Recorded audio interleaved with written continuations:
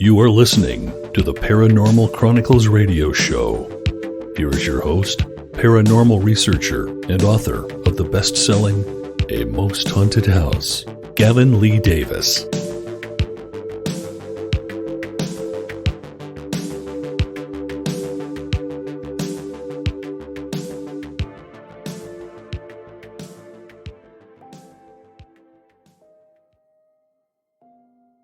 I'm just a man from Pembrokeshire, West Wales, looking for answers. I've seen and experienced many strange things. I'm bipolar and I'm just trying to make sense of my world. I've written best-selling books about the paranormal that have been read by tens of thousands around the world. And I've spoken to hundreds of people, all having shared similar supernatural experiences. What is the truth? Join me, G L Davies, as I journey into the unknown.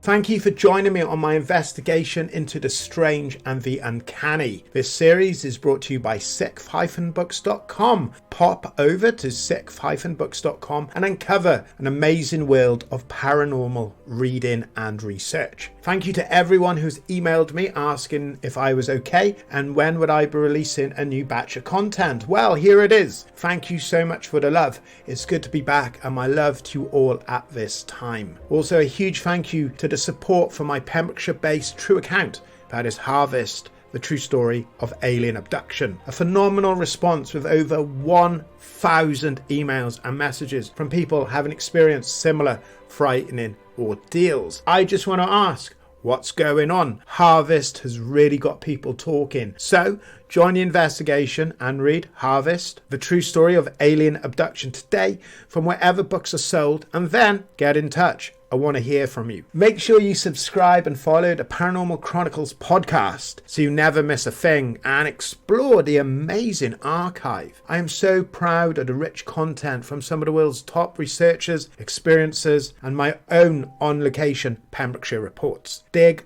deep and journey into the unknown. Tonight is an incredible taster of an upcoming epic 2-hour interview to follow as Pembrokeshire goes Hollywood, and I speak to an Emmy Award-winning director on his UFO, paranormal, near-death experiences and African adventures into the unknown. This man is the real Indiana Jones on tonight's show. What was the mysterious object hovering above a mine in Canada?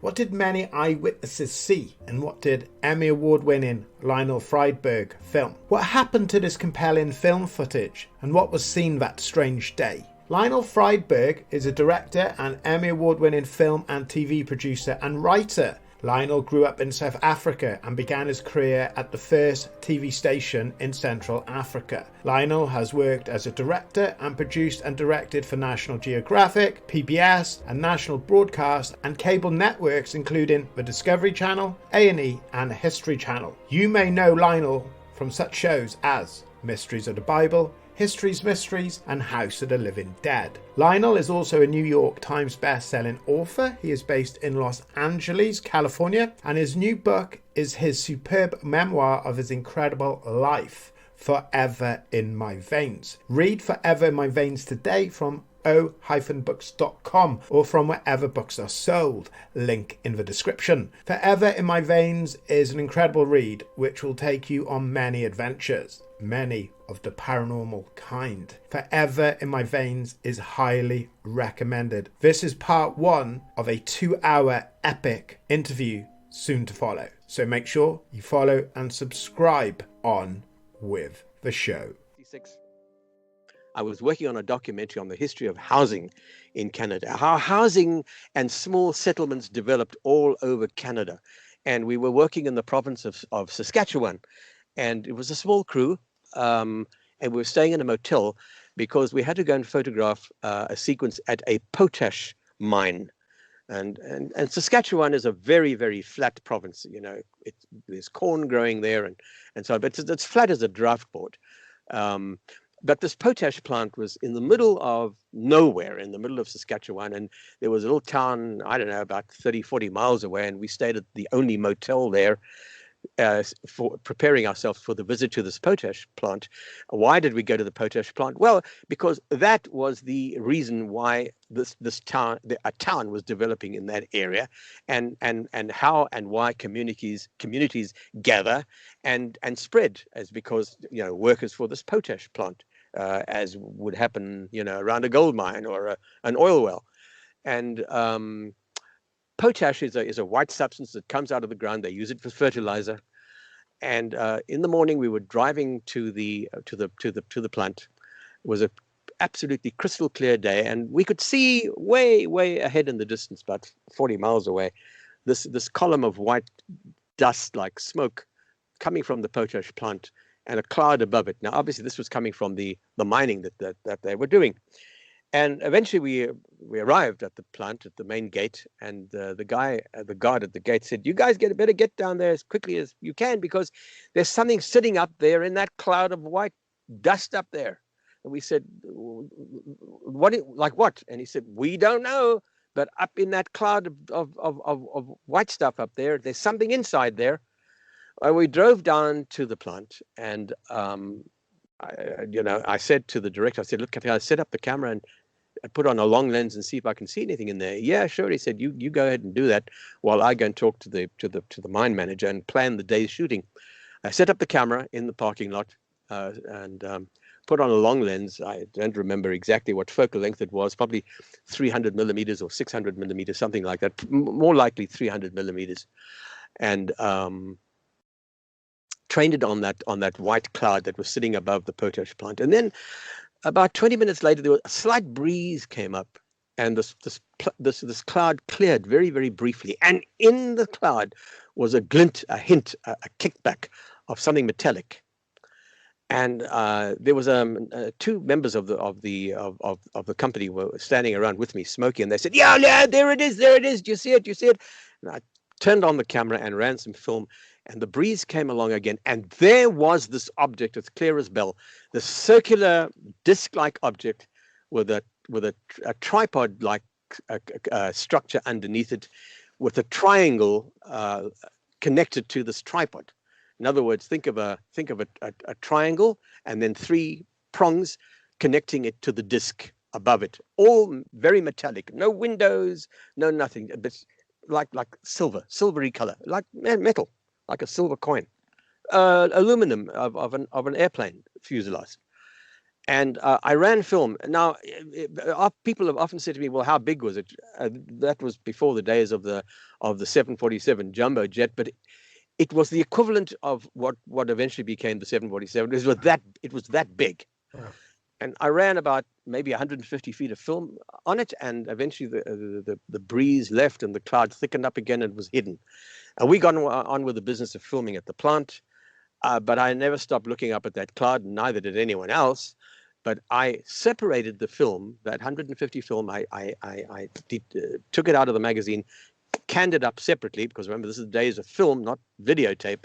You had to have it processed before you could see anything, and get it into a can, store it away, and then send it back to Montreal for processing. I used to send all our film back every night by going to the local railroad depot and send it back on the train all the way across the whole of Canada to Montreal to go and get processed at the lab at the National Film Board. And I made a note on every can of film you send back. You usually send a list of what you've shot on it, which you tape to the can, and you send it back, and you tell the lab, send that to the editor, and let the editor put it on the shelf until the director gets back, so that we know what's on each roll. And on this particular roll, I said, "Unknown material, hold for our arrival," which I did, and I sent it back that night. And some weeks later, we eventually ended up back in Montreal, and now it's time to look at the rushes, or the dailies, as we call it here. The film that we had shot, and we went into the theater and sat for a number of hours through a lot of very boring material of housing settlements and little small towns and whatever else. And at the end of it all, the projectionist in the projection room said, "Do you want me to show this other reel that you sent here that says unknown material on it?" And of course, we said, yeah, I forgot, put it on. And he put it on the projector and ran it, and there it is. There is this object sitting in the cloud, this aerial, whatever it was, I think the term today is UAP, unidentified aerial phenomena, and not necessarily UFOs anymore. But anyway, those days we would have called it a UFO. So we looked at this, and the director said to me, "What the hell was that?" And I said, "I have absolutely no idea." And he said to the editor, maybe we should send that down to the States. They have an organization down there, I think in Wright-Patterson Air Force Base, that's doing research into this kind of stuff. It was called Project Blue Book. He didn't call it by that name, but we did. Now, here is the problem. We were filming on what is known as reversal film and not on negative film. There's a big difference between the two. Reversal film, negative film, when you photograph it, you get a negative image, and then from that you make your positive and you make your prints. Reversal film is what we used to use for photographing Kodachrome slides. In other words, the film that you use in the camera is the one that comes out positive, not negative. So the film that you use in the camera, you make a slide of that and you can project that. So it was reversal film. It had a positive image. So it didn't need a print. It was the original camera, the original material from the camera. We should have made a copy. We didn't. We sent it to Project Blue Book. Frankie Johnson was the name of the secretary of the camera department. I shall never forget her name. She sent it by the courier service down to the States, and no one thought about it for another, 3 or 4 weeks. And one day I went into the camera department and I said to her, "Frankie, did we ever hear back from those guys in Ohio about that film that you sent them?" She said, "Oh no. What's the time in Ohio?" She said, "Oh, I can call them up now." So she called them on the phone, and they denied ever receiving the film, even though we received from them. They had signed the paper acknowledging receipt of the film. But what we were told is that the film never arrived. They said, "What film? We never got it." Again, a denial, a blatant denial that they had this. Well, I think the time has come, because there's too much evidence now that there is too much stuff out there that we cannot ignore this anymore. I think this recent example of the USS Nimitz fighters on exercise off the coast of San Diego probably tipped the scales in the direction of actually making the revelation finally that we will be told, it's time to admit that these objects have been visiting us for many, many years, and they predate Roswell. Roswell, of course, is one of the most famous ones in 1947, the so-called crash that the United States Air Force eventually spun a lie and said, "Oh, it was only a weather balloon." It wasn't a weather balloon. It was a spacecraft that crashed, and bodies were found. And those bodies were probably, they still kept in cryogenics today, either somewhere in Area 51, or I'm now hearing that there's a place, an underground facility in Utah, where there are bodies being kept of extraterrestrials. Who knows? But it's been going on for a long, long time. I have personally met Jacques Vallée a number of occasions. I attend many conferences. I've gone to UFO conferences, and we have a thing here called Contact in the Desert once every year in Palm Springs, and I go to that religiously, where we investigate, rewriting human history, rewriting ancient history, looking at UFOs, looking at ghosts, goblins, and things that go bump in the night. It's a great gathering of people. 90% of them really you can dismiss, and 90% of the folks who spin these stories is a bunch of hogwash and nonsense. But it's the 1% that's important, and that is what's important. And there's still so much out there that we don't know. So I did a show for the History Channel years ago. This is before Ancient Aliens came out. Ancient Aliens is one of the most popular shows on cable television here in the States. But I did a show for the History Channel that predated that, and I think we called it Ancient Aliens or something to that effect. I do believe it's actually on YouTube. I must check out and see if it is the show that I did. But it took the story right back. There are even illustrations on walls in Egyptian tombs of circular objects in the sky. And we know that this has been going on for a long, long time, because there's so many records. And Jacques Vallée has amassed an incredible collection of paintings and artwork going back to medieval times that depict objects flying in the sky that look like, flying saucers or whatever they are, but they are unknown aerial objects in the sky. And he's brought out this amazing book, which is now available. It's quite expensive, but it's an incredible book. It's a coffee table book with amazing illustrations showing this phenomena. He doesn't try to pretend that he knows what they are, and he doesn't try to explain them away. He just offers you the evidence. There it is. People have been seeing this for centuries. And, I have asked people in the tribal areas of South Africa, do you ever see things at night? Do you ever see things in the sky? And a friend of mine was once visiting a group of Sun Bushmen, which are the last remnants of a Stone Age society. They live in the Kalahari Desert in Botswana and parts of Namibia. They're nomadic people.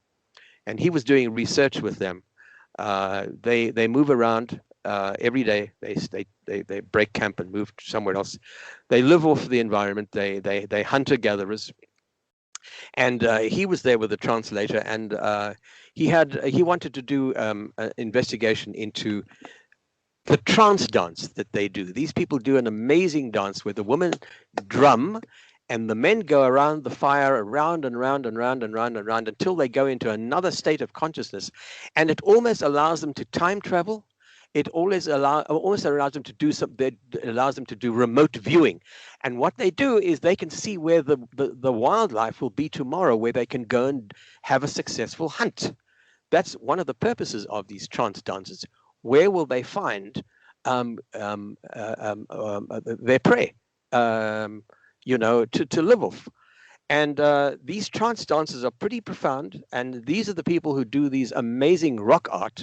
There's rock paintings that exist all over the Kalahari Desert that depict this, and that some of them even depict strange beings. And I wouldn't be surprised if they aren't aliens. They may well be that people have seen.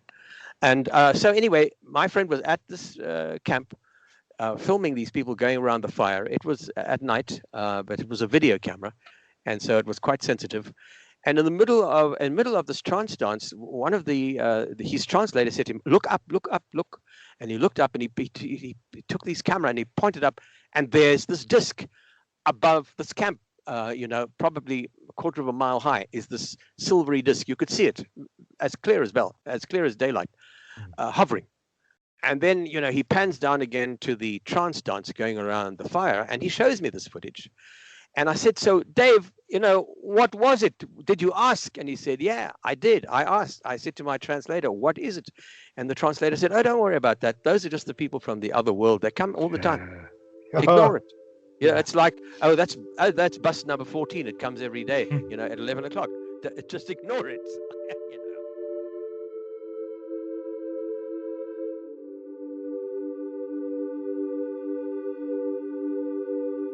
You are listening to the Paranormal Chronicles Network. Please remember to subscribe so you never miss an episode. Visit theparanormalchronicles.com for paranormal news, reports, pictures, audio, and video content. Find us on Facebook at The Paranormal Chronicles. Together, we explore the unknown.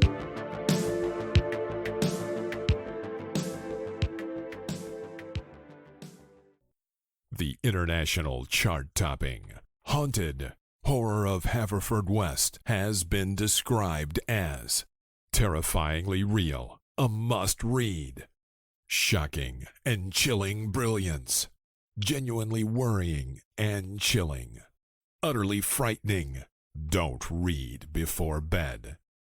Described as one of the spookiest writers out there, best-selling author G L Davies presents Haunted Horror of Haverfordwest, the true paranormal account that is shocking the world. Dare you enter? Dare you read? Haunted Horror of Haverfordwest is available on Amazon, Barnes & Noble, Kindle, and wherever books are sold. Pray you never have to live there. Is the poltergeist syndrome the only type of paranormal phenomena that can really be proven? Read Poltergeist, a new investigation into destructive haunting today. Available on e-reader and wherever books are sold. Visit www.sixth-books.com for more information. Become the alchemist of your world. In The Secret of the Alchemist, Colm Holland reveals how you can discover the power to miraculously change the world around you beyond all recognition and for the better. Colm will tell you the story of his encounter with Paulo Coelho and his best-selling book, The Alchemist, and how discovering the secret gave him the insights to achieve true empowerment in his life, and how you can too. Read The Secret of the Alchemist today, available from wherever books are sold. Visit www.o-books.com to learn how you too can become the alchemist of your life.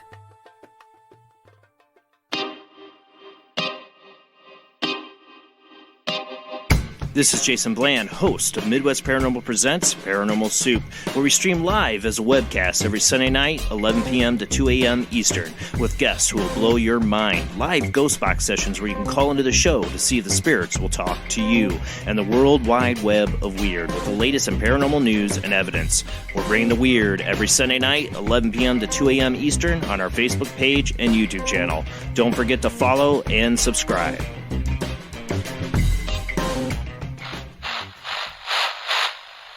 Are paranormal entities assaulting us? Ghost Sex to Violation is the best-selling true account and study of paranormal sexual abuse. Ghost Sex to Violation by G L Davies is available on Kindle and through Amazon. Pray this never happens to you.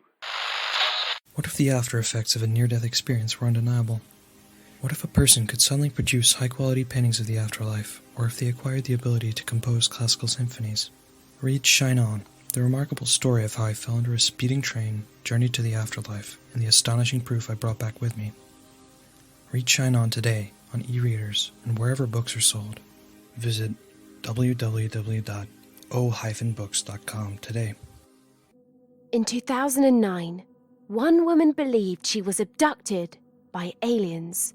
What followed was a terrifying ordeal of alien visitation, nightmarish visions, encounters with terrifying creatures, a connection to the past, and a prophecy of destruction on the scale never seen before. Read Harvest, a true story of alien abduction by G L Davies, the true account that is changing the world's view on alien abduction cases. Harvest, a true story of alien abduction, is available from wherever books are sold. Should these events be true, then no one is safe.